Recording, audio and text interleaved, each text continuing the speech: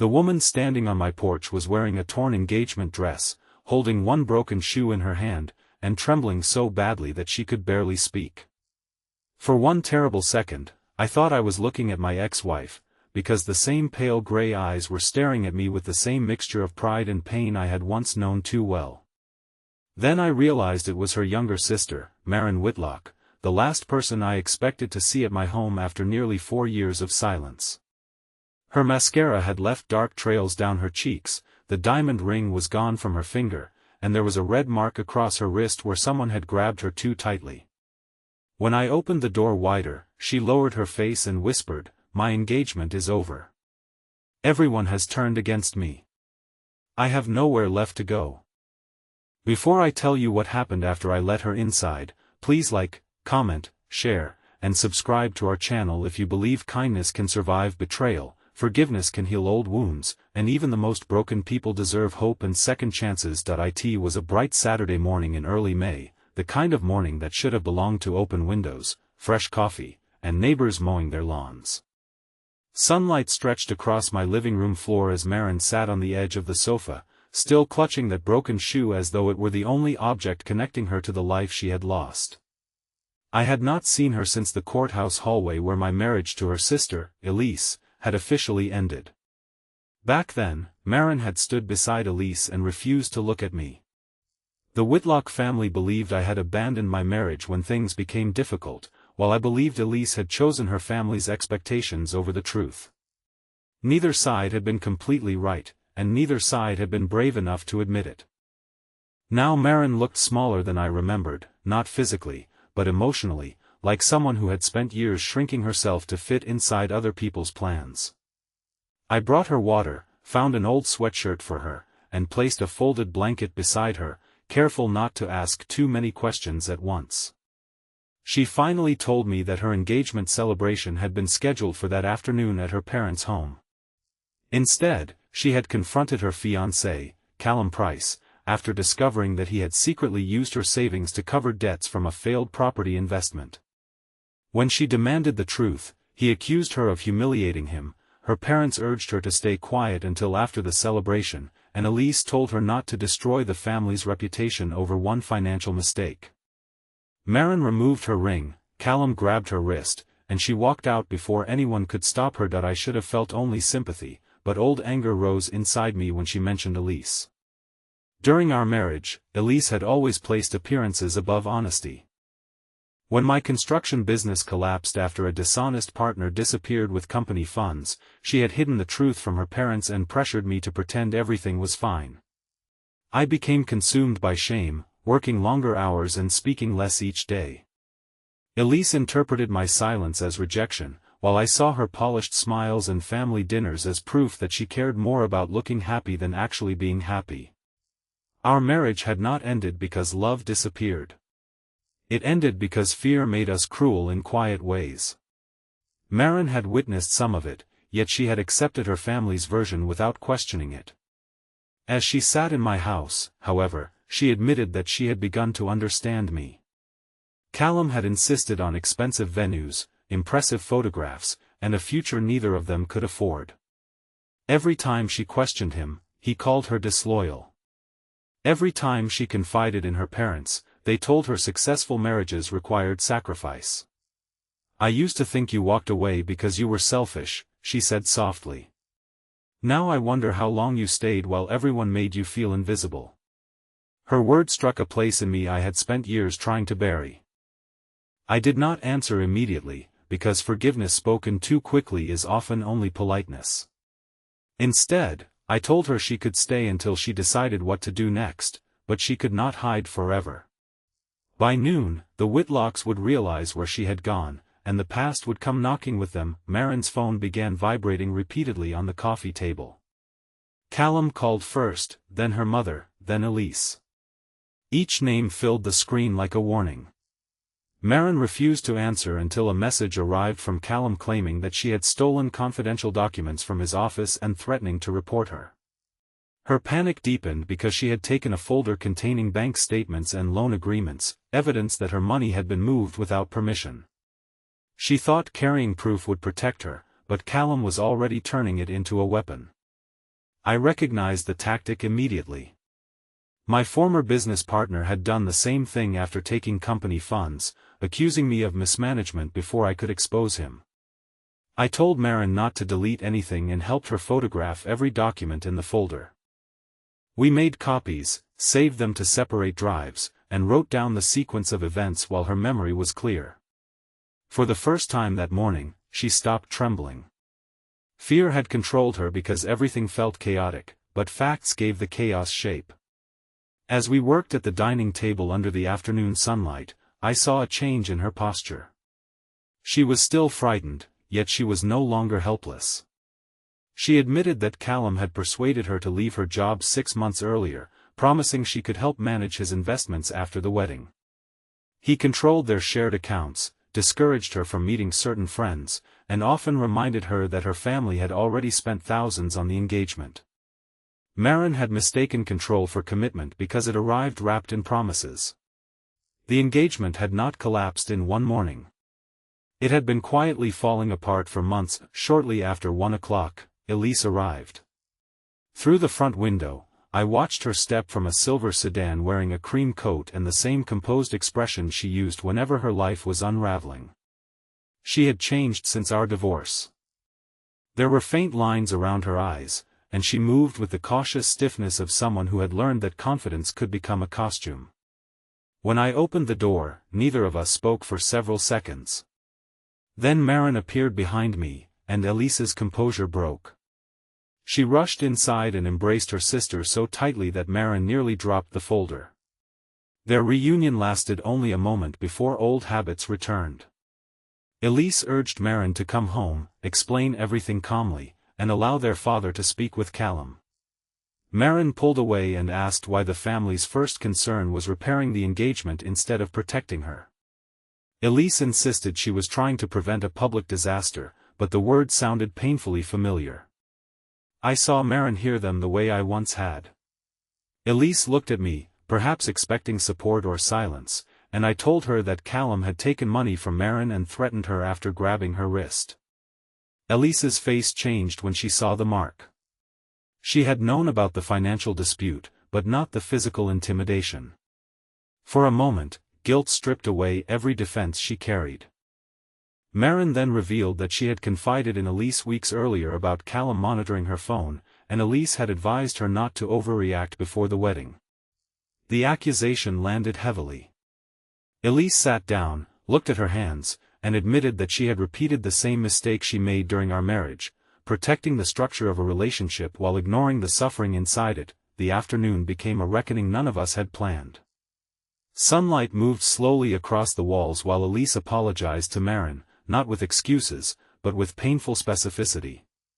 She admitted she had dismissed warning signs because acknowledging them would force her to confront the values their family had taught them. Their mother believed endurance was more honorable than embarrassment. Their father believed financial success excused emotional cruelty. Elise had spent her life translating those beliefs into silence. She then turned toward me and apologized for telling her family that I had abandoned her without explaining how deeply I had been struggling.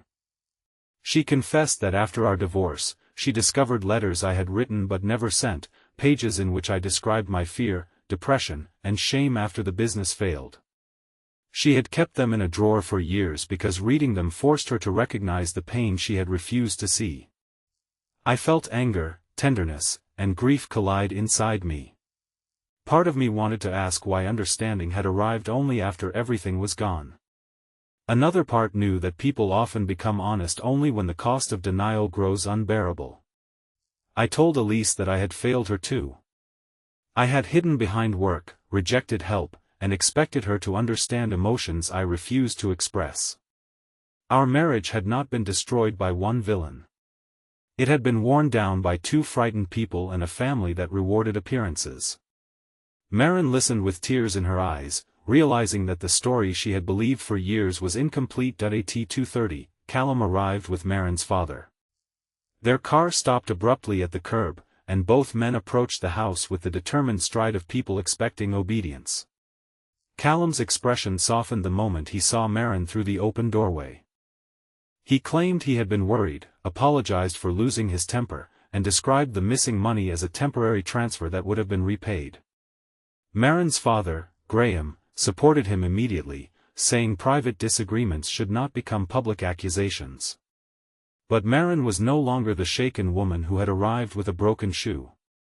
She stepped onto the porch beneath the clear afternoon sky, held the folder against her chest, and told them she would not return. Callum's gentleness disappeared. He accused me of manipulating her because of my bitterness toward the family.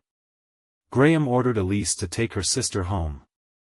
That was the moment Elise finally chose truth over approval. She moved beside Marin and told their father that Callum had taken money without permission, controlled Marin's communications, and physically restrained her when confronted. Graham demanded proof. Marin opened the folder and showed him the statements, but he barely glanced at them before insisting the situation could be resolved after the engagement celebration. His refusal revealed something worse than ignorance.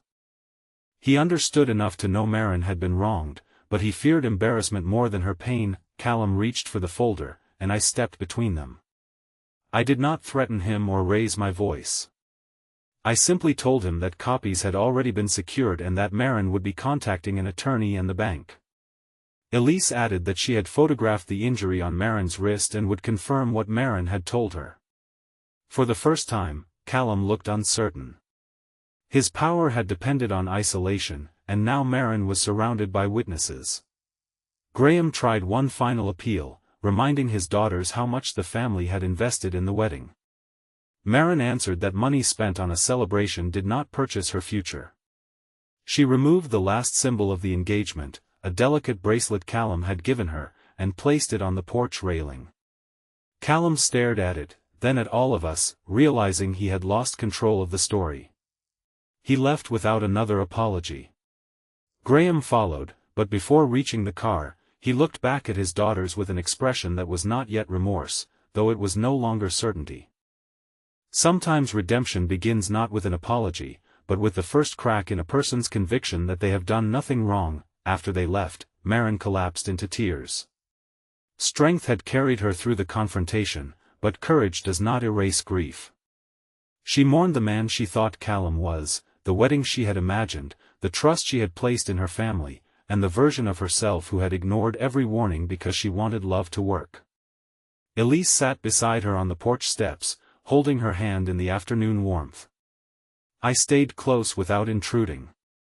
There was no celebration, no dramatic victory, only three wounded people learning that freedom can feel like loss before it feels like hope.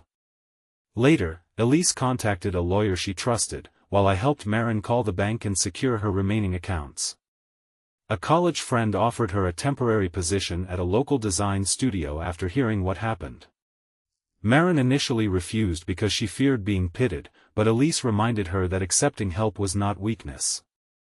By late afternoon, the torn engagement dress had been folded into a box, the broken shoe had been thrown away, and Marin had changed into jeans and the old sweatshirt I had given her. The transformation was simple, yet meaningful.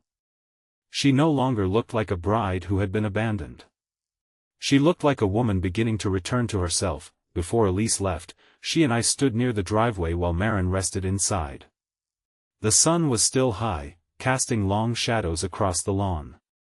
Elise told me she was sorry that it had taken her sister's pain to understand mine. I told her understanding did not restore the years we had lost, but it could prevent us from carrying the same bitterness into the years ahead. She asked whether I hated her.